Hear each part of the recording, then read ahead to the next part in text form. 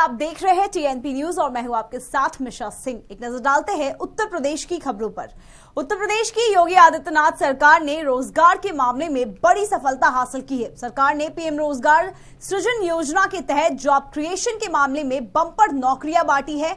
बता दें कि सरकार ने वित्त वर्ष 2022-23 की पहली तिमाही में ही दूसरी तिमाही के लक्ष्य को हासिल कर लिया है। सरकार ने रोजगार के मामले में पहली तिमाही में ही 108% के लक्ष्य को पार कर लिया है। सीएम योगी ने गोरखनाथ मंदिर में चल रही 2 दिवसीय कुश्ती प्रतियोगिता के समापन में विजयी प्रतिभागियों को सम्मानित किया। इस दौरान सीएम ने कहा कि गांव-गांव तक खेल गतिविधियों को आगे बढ़ाकर युवाओं को राष्ट्रीय और अंतर्राष्ट्रीय फलक पर अवसर उपलब्ध कराना ही हमारा लक्ष्य है।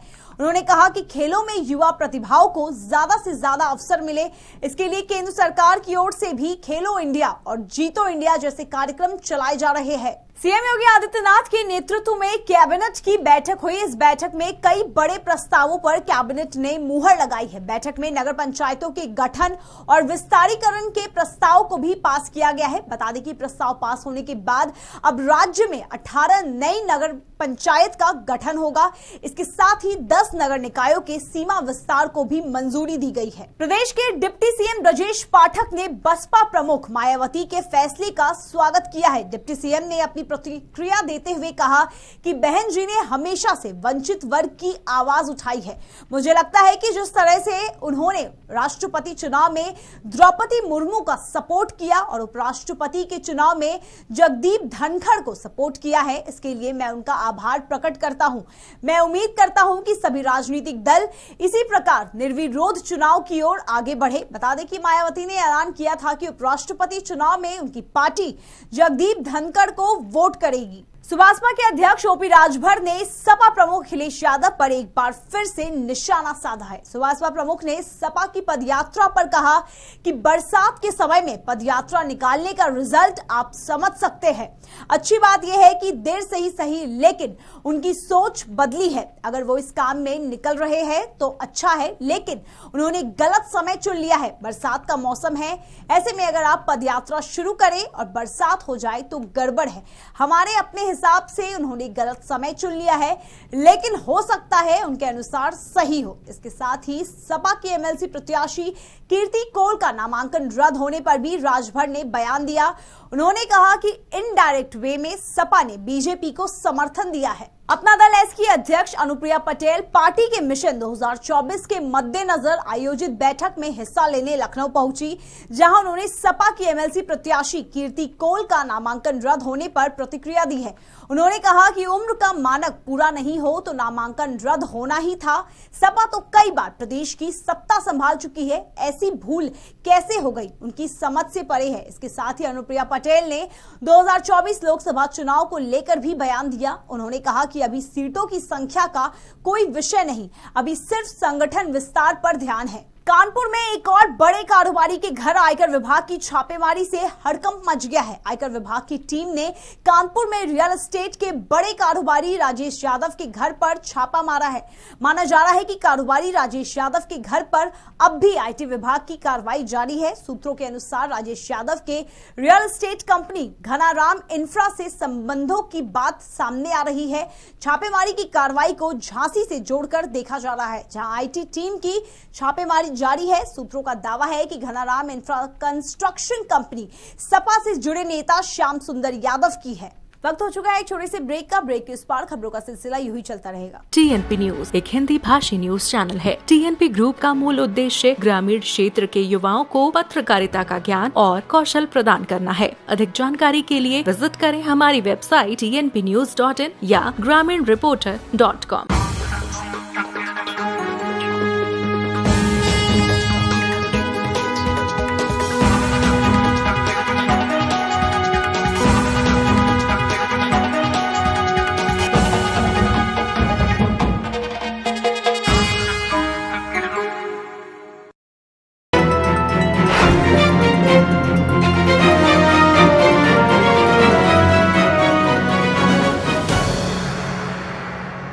स्वागत है आप सभी का। ब्रेक के बाद नजर डालते हैं आगे की खबरों पर।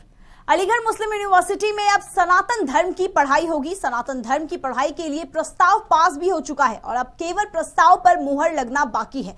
प्रस्ताव के मुताबिक एएमयू के यूजी और पीजी में सनातन धर्म का कोर्स शुरू होगा। बता दें कि एएमयू के शताब्दी कार्यक्रम में वर्चुअल समारोह के दौरान पीएम मोदी ने इसका प्रस्ताव रखा था। बताया जा रहा है कि एएमयू के इस्लामिक स्टडीज डिपार्टमेंट ने इसकी तैयारी शुरू कर दी है। विभाग की ओर से यह कोर्स यूजी और पीजी में शुरू किया जा रहा है। कोर्स का उद्देश्य विद्यार्थियों को सभी मजहबों की बारीकियां सिखाना है। एएमयू के शताब्दी कार्यक्रम में वर्चुअल समारोह के दौरान पीएम मोदी ने एएमयू के छात्रों को भारतीय संस्कृति से रूबरू कराने की बात कही थी। इलाहाबाद हाईकोर्ट ने प्रदेश पीसीएस प्रारंभिक परीक्षा 2021 के नतीजे रद्द कर दिए हैं। इलाहाबाद उच्च न्यायालय ने यह फैसला एक याचिका पर सुनवाई के दौरान दिया। अब इस परीक्षा के परिणाम फिर से जारी किए जाएंगे। कोर्ट ने यह भी आदेश दिया कि इस प्रक्रिया को तेजी से पूरा किया जाए और 1 महीने के अंदर मेंस एग्जाम के लिए प्रवेश पत्र जारी किए जाए।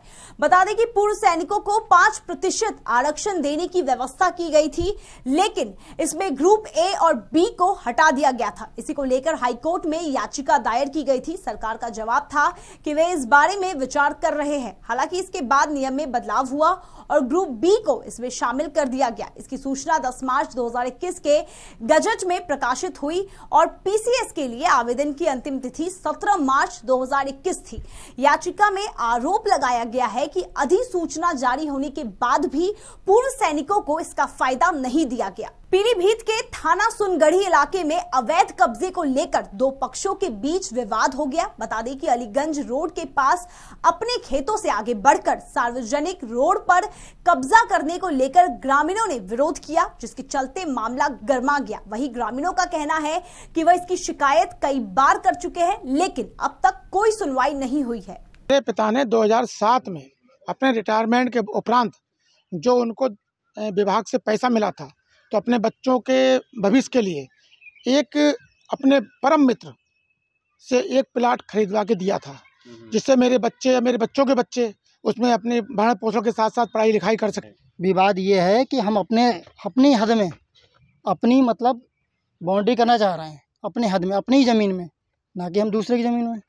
हम अपनी ज़मीन में हद करना चाह रहे हैं ताकि लड़ाई फसाद ना हो। आए दिन लड़ाई होती रहती है। शाहजहांपुर के नवादा कोतवाली क्षेत्र में बाबा साहेब अंबेडकर की मूर्ति तोड़ने का मामला सामने आया है, जिसको लेकर ग्रामीणों में खासा आक्रोश देखने को मिला। सैकड़ों की संख्या में लोगों ने इकट्ठा होकर विरोध प्रदर्शन किया।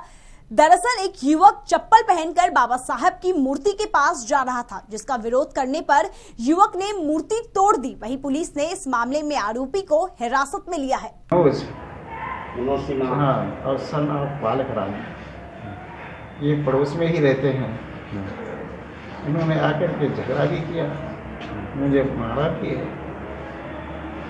मूर्ति तोड़ दी। उसमें बाबा साहब भीमराव अम्बेडकर की, महात्मा बुद्ध की और हमारी माता जी की मूर्ति लगी हुई थी। उसमें चप्पल पहन के घुस रहे थे और कई बार ये लोग उसमें कूड़ा फेंक चुके हैं। तो जब आज उन्हें घुसने से मना किया तो उन्होंने पिताजी को धक्का दिया और चप्पलों से मारा। रायबरेली में अधौरा गांव के पास बीती रात ट्रक और बाइक की जोरदार टक्कर हुई। हादसे में बाइक सवारों की मौके पर ही मौत हो गई। वहीं हादसे के बाद ट्रक ड्राइवर मौके से फरार हो गया। सूचना मिलते ही पुलिस मौके पर पहुंची और शवों को कब्जे में लेकर पोस्टमार्टम के लिए भेजा, साथ ही हाईवे की घेराबंदी कर दी।